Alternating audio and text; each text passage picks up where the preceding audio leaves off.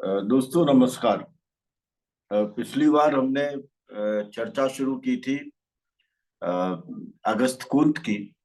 और अगस्त कुंत के बारे में एक नए तरीके से कुछ पहलुओं को छूने की कोशिश की थी।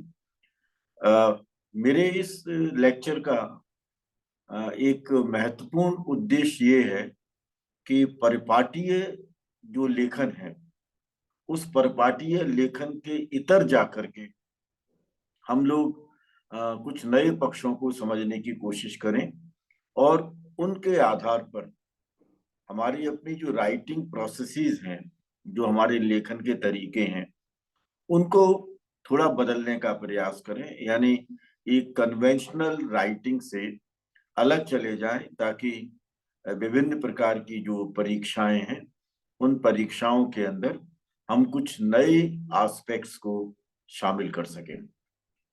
ये इन लेक्चर्स का उद्देश्य है। संभवतः मैं उस उद्देश्य में आंशिक रूप से सफल हो रहा हूं, जिस तरह का फीडबैक मुझे मिल रहा है। मार्क्स, मैक्स वेबर और दुर्खाइम, ये तीन हमारे लिए क्लासिकल सोशियोलॉजिस्ट हैं, जिनको फादर ऑफ सोशियोलॉजी कहा जाता है। अ, कभी ये सवाल उठ सकता है कि मैंने शुरुआती दौर में कार्ल मार्क्स के विषय में क्यों नहीं बात की, मैं एमिल दुर्खाइम पर क्यों आया, जबकि एमिल दुर्खाइम का जो ड्यूरेशन है, जो अवधि है, वो मार्क्स के बाद की अवधि है। मैंने इसलिए दुर्खाइम को चुना क्योंकि दुर्खाइम समाजशास्त्र के पहले फॉर्मल प्रोफेसर थे। और इसलिए हमें जब क्लासिकल सोशियोलॉजिस्ट्स की बात करनी चाहिए, तो हमारी अपनी शुरुआत स्वाभाविक रूप से एमिल दुर्खाइम के साथ होनी चाहिए। एमिल दुर्खाइम में, कार्ल मार्क्स में और मैक्स वेबर में, तीनों में एक समानता मुझे देखने को मिलती है। हालांकि तीनों के पर्सपेक्टिव्स अलग अलग हैं। चेतना से पूंजीवाद की तरफ का जो चिंतन है, वह चिंतन इन तीनों विचारकों के अंदर देखने को मिलता है। मार्क्स भी पूंजीवाद की ओर हमको लेकर के जाते हैं, लेकिन उनकी जो चेतना की प्रक्रिया है, उनके जो स्वर हैं, वह स्वर डायलेक्टिकल हिस्टोरिकल मेटेरियलिज्म के साथ जुड़ते हैं और एक नया पक्ष हमारे सामने उभर करके आता है। मैक्स वेबर जब चेतना से पूंजीवाद की तरफ आ रहे हैं, और चेतना का मतलब है या एनलाइटमेंट, नव जागरण की जो हमारी पृष्ठभूमि थी, उस नव जागरण की पृष्ठभूमि से पूंजीवाद की तरफ आने की प्रक्रिया, पूंजीवाद अपने आप में भी एक चेतना है।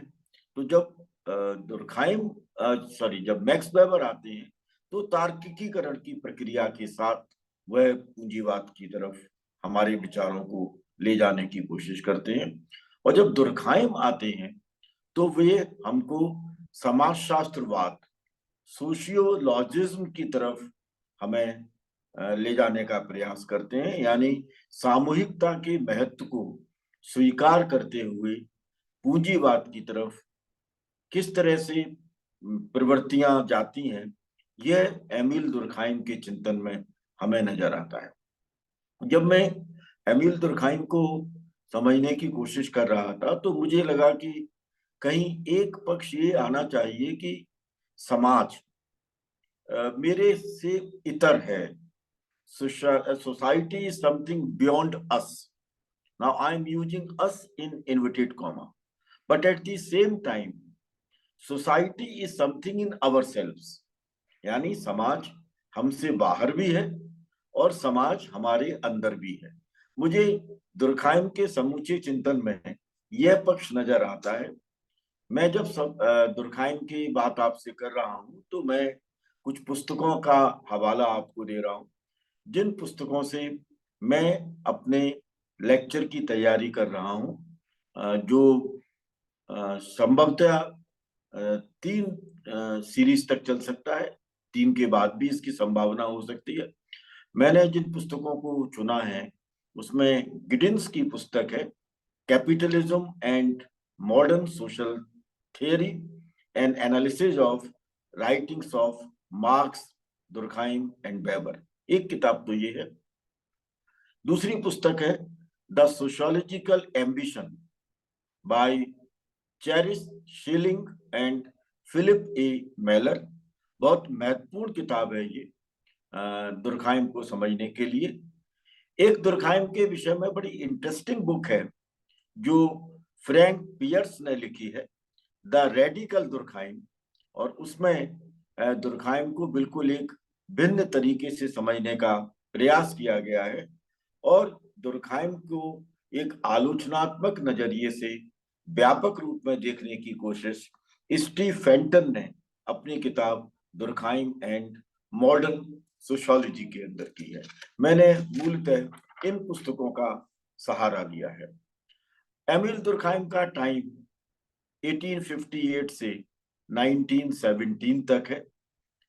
संभवतः दुर्खाइम एक लंबा रास्ता तय करती, लेकिन फर्स्ट वर्ल्ड वॉर के दौरान जो कुछ हो रहा था और उसमें दुर्खाइम के इकलौते बेटे की उस दौर में मृत्यु हुई और उस मृत्यु के बाद दुर्खाइम बिल्कुल एकाकी जीवन के साथ बंध गए और उस वजह से एक बहुत कम उम्र में 1917 में 58 में उनका 1858 में जन्म है, 1917 में उनकी अपनी मृत्यु हो गई। फ्रांसीसी समाजशास्त्री है और अगस्त कुंत और दुर्खाइम इन दोनों की विचारों से फ्रेंच सोशियोलॉजी की जो प्रारंभिक स्थितियां हैं वो हमारे सामने आती हैं। एमिल दुर्खाइम का जो परिवार था, मैं बहुत ज्यादा उनकी एथनोग्राफिक प्रोफाइल में नहीं जाऊंगा, लेकिन ज्यूस फैमिली थी, यहूदी थे। परिवार काफी कुछ ऑर्थोडॉक्स था, लेकिन दुर्खाइम धीरे धीरे धीरे धीरे अपने आप में रिलीजन का जो उनका अपना एक ऑर्थोडॉक्सी का दायरा था परिवार का, उससे बाहर होते चले गए और फिर ऐसा लगता है कि उन्होंने समाज को ध्यान में रखते हुए धर्म की व्याख्या करनी शुरू की। Socialism, moral education, profession ethics and civic morals, the division of labour in society, the rules of sociological method, the suicide, the elementary forms of religious life। ये वो पक्ष हैं जो हमको लगता है कि दुर्खाइम के लेखन की प्रक्रिया के साथ जुड़े हुए हैं। दुर्खाइम के अनेक आर्टिकल्स हैं, उनके सहयोगियों के अनेक आर्टिकल्स हैं जो एल सोशियोलॉजिक नाम के एक एनुअल जर्नल के अंदर प्रकाशित हुए। एक बात और भी हमको देखनी पड़ेगी और जो हमें मार्क्स, मैक्स वेबर और दुर्खाइम इन तीनों के दौर में देखनी चाहिए कि उस समय का राजनीतिक परिदृश्य क्या था। अगर हम एमिल दुर्खाइम के परिदृश्य को तलाशने की कोशिश करें तो फ्रैंको पर्शियन वॉर जिसमें फ्रांस की पराजय होती है, पेरिस कम्यून की स्थापना और थर्ड रिपब्लिक, ये ऐसी तीन बहुत महत्वपूर्ण परिघटनाएं हैं जो महत्वपूर्ण परिघटनाएं कहीं ना कहीं एमिल दुर्खाइम के चिंतन को प्रभावित करती हैं। हालांकि फ्रैंको पर्शियन वॉर ये एक ऐसी परिघटना थी जो कि दुर्खाइम के जीवन के प्रारंभ में, जब वो दुर्खाइम 12 वर्ष के थे तब हुई, लेकिन उसका प्रभाव उनके ऊपर हमें देखने को मिलता है। पेरिस कम्यून का प्रभाव हमें कहीं ना कहीं नजर आएगा। हमको देखना पड़ेगा कि दुर्खाइम के चिंतन में पेरिस कम्यून की क्या अपनी एक महत्वपूर्ण भूमिका है, क्योंकि वहां से एक सामूहिकता का भाव उभर करके आता है। और थर्ड रिपब्लिक जिस तरह से उभरा था उसमें कौन कौन सी वैल्यू सिस्टम्स थे जो हमें दुर्खाइम के चिंतन के अंदर देखने को मिलते हैं। दुर्खाइम के चिंतन का अगर सबसे महत्वपूर्ण पक्ष हम देखें, अगर हम एक प्रश्न उत्पन्न करें दुर्खाइम को लेकर के, तो ये कहा जा सकता है कि व्हाट फोर्सेस इंटीग्रेट सोसाइटी, वे कौन सी शक्तियां हैं जो समाज को एकताबद्ध करती हैं, समाज में एकजुटता को स्थापित करती हैं, विशेष रूप से तब जब समाज एक तीव्र परिवर्तन और विभेदीकरण की प्रक्रिया के साथ जुड़ रहा हो। when society undergoes the processes of rapid change and differentiation, at that time it becomes important for us to identify those forces which integrate society. ये दुर्खाइम के पूरे चिंतन के अंदर सबसे महत्वपूर्ण सवाल है, जिस महत्वपूर्ण सवाल को एमिल दुर्खाइम अपने सभी वर्क्स के अंदर बताने की कोशिश करते हैं। एक बात और समझिएगा इसमें, जो दुर्खाइम को मैक्स वेबर से और कार्ल मार्क्स से दोनों से अलग करती है, जब भी आप इंटीग्रेशन की बात करेंगे, जब भी आप एकीकरण की बात करेंगे और एकीकरण को निर्मित करने वाली शक्तियों की बात करेंगे, तो उसमें मोरलिटी का सवाल बहुत महत्वपूर्ण हो जाता है, नैतिकता का सवाल उसमें महत्वपूर्ण हो जाता है। और नैतिकता का मतलब है बहुत सारे मूल्यों का और प्रतिमानों का समुच्चय, set of values and norms. जो वैल्यूज और नॉर्म्स हैं, जो मूल्य हैं, जो प्रतिमान हैं, वो हमको दिशा निर्देश देते हैं। सामाजिक इकाइयों को, जिनको आप व्यक्ति कह सकते हैं, जिनको आप समूह कह सकते हैं, उन सामाजिक इकाइयों को दिशा निर्देश देते हैं, जिस दिशा निर्देशन का प्रभाव उनके संज्ञानात्मक अभिमुखन के ऊपर, यानी उनके सिस्टम ऑफ नॉलेज के ऊपर, उनकी बोध की प्रक्रिया पर, उनकी समझने की प्रक्रिया पर, और इसके साथ साथ उनके व्यवहार पर होता है। तो हम जिस मोरलिटी की बात कर रहे हैं, यानी जिन नॉर्म्स की बात कर रहे हैं, जिन वैल्यूज की बात कर रहे हैं, वो नॉर्म्स और वैल्यूज किस तरह से हमारे अपने व्यक्तित्व विकास में, जो सीखने की प्रक्रिया के साथ जुड़ा हुआ है, और हमारे अपने व्यवहार में उनके अपने क्या प्रभाव होते हैं, ये दुर्खाइम के समूचे चिंतन के अंदर हम समझने की कोशिश करेंगे। तो इस सवाल को अपने जेहन में रखिएगा कि सामाजिक शक्तियां कौन सी हैं जो समाज के अंदर एकजुटता को, इंटीग्रेशन को उत्पन्न करती हैं, परिवर्तन के साथ उनका जुड़ाव किस प्रकार का है, विभेदीकरण की प्रक्रिया में वह स्थितियां कौन सी उभर करके आती हैं, और मोरालिटी के इश्यूज क्या है।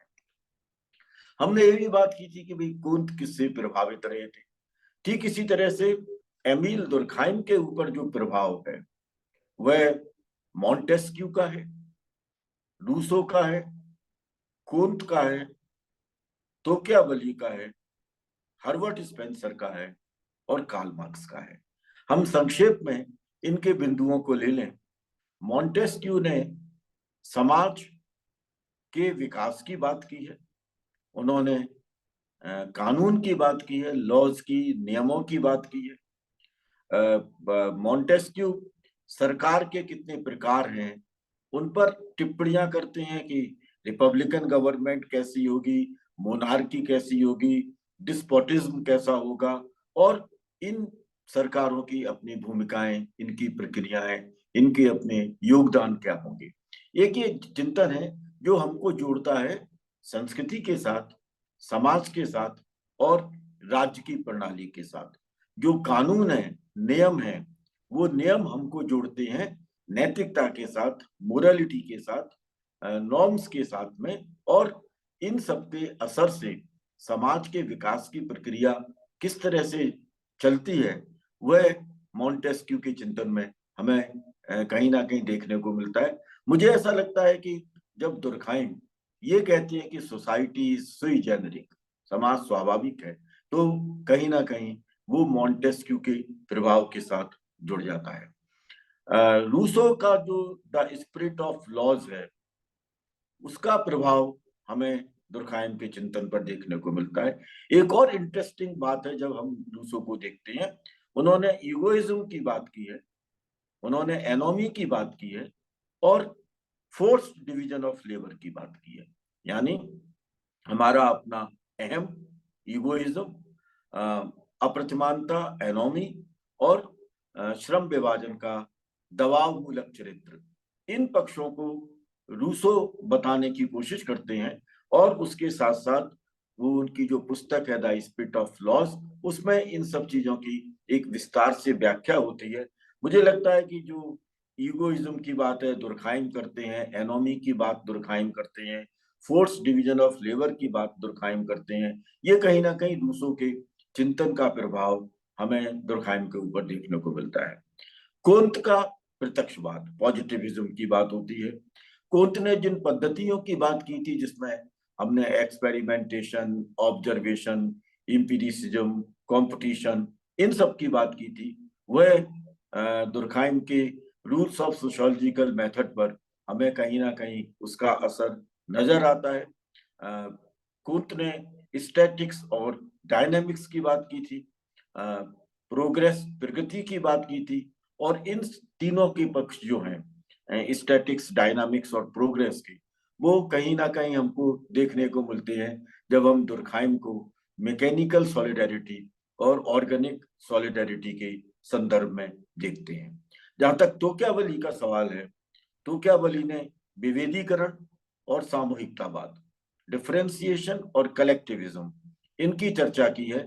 और दुर्खाइम के चिंतन में जब कॉम्प्लेक्स डिवीजन ऑफ लेबर आता है, तब सोशल डिफरेंशिएशन आता है, और जब मैकेनिकल सॉलिडेरिटी की बात होती है, यहाँ तक कि जब ऑर्गेनिक सॉलिडेरिटी की भी बात होती है, तब एक नए किस्म के कलेक्टिविज्म को हम वहां पर उभरते हुए देखते हैं। ये तोक्यावली का प्रभाव हमें देखने को मिलता है। हर्बर्ट स्पेंसर के उद्विकास बात के सिद्धांत को कहीं ना कहीं दुर्खाइम के चिंतन में देखा जा सकता है। और जब हम कार्ल मार्क्स की बात करते हैं तो अलगाव, alienation, forced division of labour, marks के द्वारा प्रस्तुत किया गया वैल्यू थियरी ऑफ लेबर, श्रम का मूल्य सिद्धांत, और एक्सप्लॉइटेशन, शोषण, ये वो पक्ष हैं जो हमें दुर्खाइम के चिंतन में नजर आते हैं। लेकिन एक चीज जरूर है, दुर्खाइम कहीं ना कहीं मार्क्स से बिल्कुल भिन्न नजर आने लगते हैं। प्रभाव तो है ही, लेकिन वह भिन्नता बड़ी इंटरेस्टिंग लगती है, क्योंकि मार्क्स की जो लॉजिक है कि पूंजीवादी समाज के अंदर इंटीग्रेशन कैसे होगा, वहां पर एकीकरण की संभावना है ही नहीं। यानी अगर हम कहें तो ये कह सकते हैं कि integration can not be achieved, उसको प्राप्त नहीं किया जा सकता है, क्योंकि समाज के अंदर पूंजीवाद के कारण अनेक प्रकार के इंटरनल कंट्रोडिक्शन है, अनेक प्रकार के आंतरिक अंतर विरोध है, आंतरिक विरोधाभास है।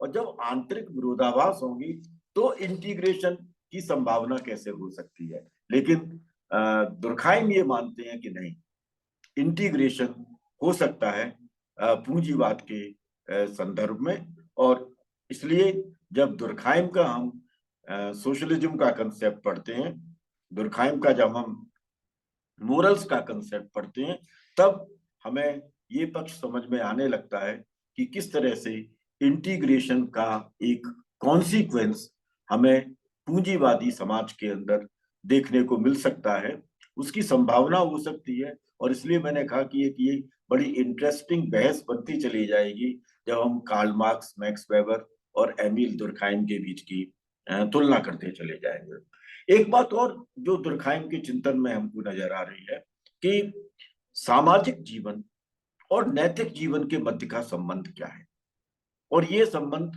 किस तरह से परिवर्तन की प्रक्रिया का सामना करता है। और जब सामाजिक परिवर्तन होते हैं तो सामाजिक जीवन में और नैतिक जीवन में कौन कौन से बदलाव आते हैं। देखिए, एक बड़ा अहम सवाल है कि इस तरह की बात अगस्त कोंत भी कर रहे थे। जब अगस्त कोंत पॉजिटिव पॉलिटी की बात कर रहे थे, तब कहीं ना कहीं सामाजिक जीवन और नैतिक जीवन की बात हो रही थी, जिसको हमने बाद में रिलीजन ऑफ ह्यूमैनिटी या पॉजिटिविस्टिक मोरल ऑर्डर के रूप में प्रस्तुत करने का प्रयास किया था। सोशल लाइफ और मोरल लाइफ के अंदर ये जो परिवर्तन की प्रणाली है, इस परिवर्तन की प्रणाली को अगर हम एमिल दुर्खाइम के नजरिए से जब देखेंगे, तो जो पवित्रता की अवधारणा है, सैक्रेड की अवधारणा है, वो बहुत महत्वपूर्ण हो जाती है। और इसलिए जब हमने शुरू में चर्चा की कि एमिल दुर्खाइम जो कि ज्यूस थे, लेकिन बाद में वो रिलीजन के प्रति उनका अपना एक तटस्थ रवैया चलता चला गया, वो उस धार्मिक जो ऑर्थोडॉक्सी थी उससे तो बाहर आ गए, लेकिन रिलीजन की उन्होंने सोशियोलॉजिकल इंक्वायरी जरूर की समाजशास्त्रीय परिप्रेक्ष्य में, और यह बताने का प्रयास किया कि समाज अपने आप में एक धार्मिक प्रघटना है। Society is inherently a religious phenomena. और इसलिए जब हम चैरिस शिलिंग की किताब पढ़ते हैं द सोशियोलॉजिकल एम्बिशन, तो उसमें एक बड़े प्रभावशाली तरीके से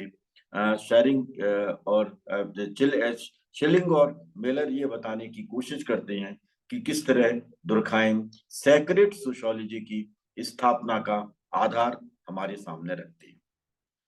एक बात और नजर आती है, जब दुर्खाइम सामाजिक तथ्यों की बात करते हैं, तो सामाजिक तथ्यों की बात करते हैं और उसमें ये कहते हैं कि social facts are social things.